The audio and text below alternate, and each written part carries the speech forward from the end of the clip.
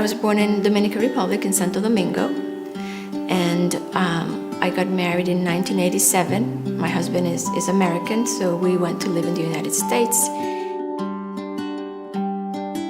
When I turned 40, 42, our life was just perfect, picture perfect.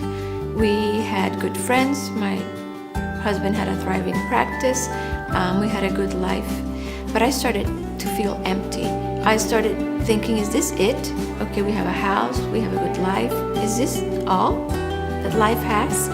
And I started looking and buying books, and I started reading Oprah magazine. I loved Oprah. One day we had visitors from Santo Domingo, and we were shopping, and she said, you have such a nice home and a nice family and a nice life. You're just missing Jesus. And I felt bad because I thought I had Jesus. I thought I knew him.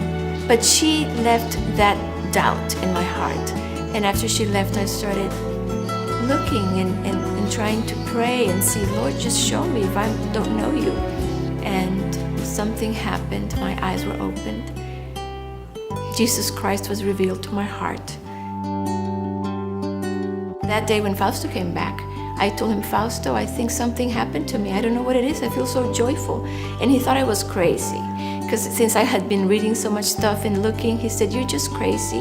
And I said, no, you know what? I feel I was born again. I just started praying, saying, God, I want you to come to Fausto's life as well. And I prayed for a week. And after that, we went to a church. And that day, Fausto met Christ. And after that, our lives have not been the same. We were amazed at what we were learning, and we just thought our United States was not the place for us anymore. We thought we wanted to come back to our country. We didn't know why. We just felt the Lord was pushing us to come, and we wanted to obey. So we said, yes, Lord.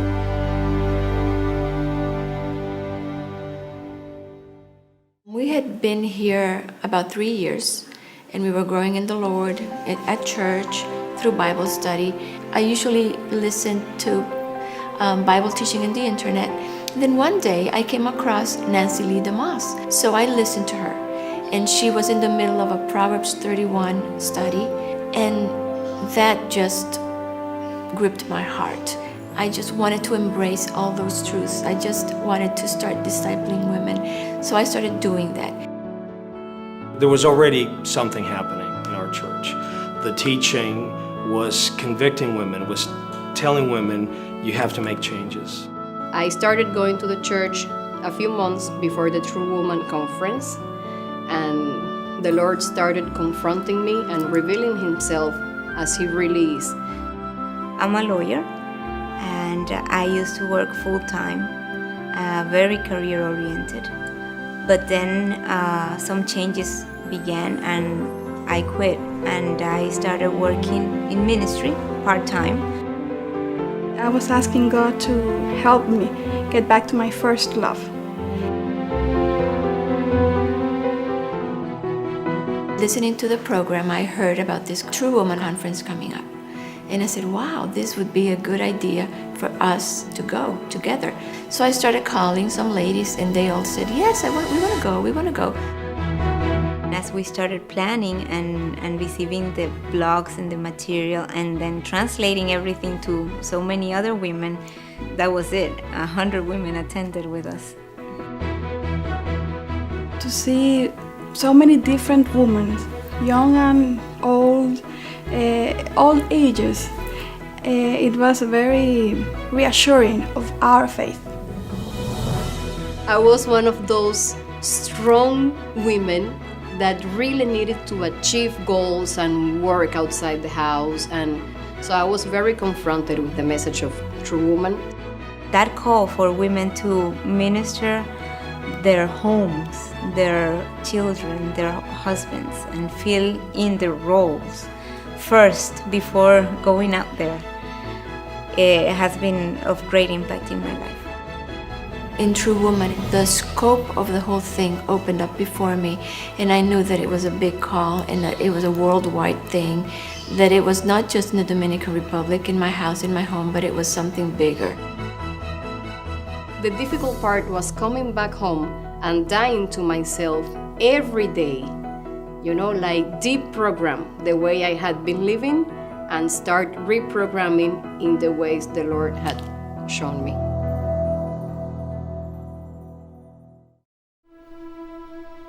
True Woman was in October 08. Then came the men's retreat in June 09. And right after, we had small group meetings. And immediately, as these men went into their groups, they started confessing sins of adultery, of stealing, of lying to their employer and taking things from them. That was a retreat of a lot of confession and purification, and when they came back, they asked to have a meeting at church with their wives. So that just started a whole move of the Spirit.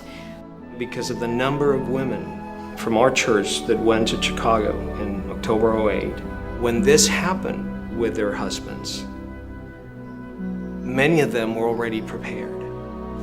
They knew, okay, this is God. The Lord started confronting my husband about an infidelity, and he confessed it to me.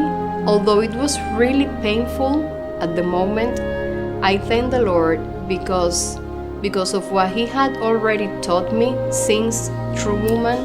The thought of divorce never crossed my mind.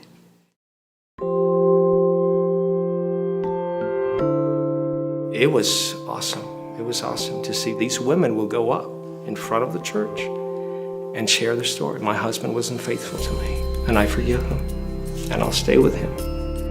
And so I forgave him right away, and I just saw this as part of God's work in my life, in his life, and in the life of all the people around us. Our marriage became like truthful for the first time in our lives. But I think the Lord made the miracle of giving us like a true marriage. We knew this was God doing all this. It was so out of our control. We've seen how dead in sin we are, and how many areas of our lives are dead. We see how He has been gracious to let His Spirit move through the congregation, healing marriages and transforming lives, and just redeeming all things to Himself. As you follow a line backwards, you can see how God was orchestrating these events. We're just very grateful for just being caught up in what He's doing in this country, and just hope and pray that His word will be impacting the whole society. Everywhere I go, I just wish I could get into all these women's heart and create the thirst for His word, and because it wasn't with anyone's words that was into my life. It came with the word of God being preached, pure and simple.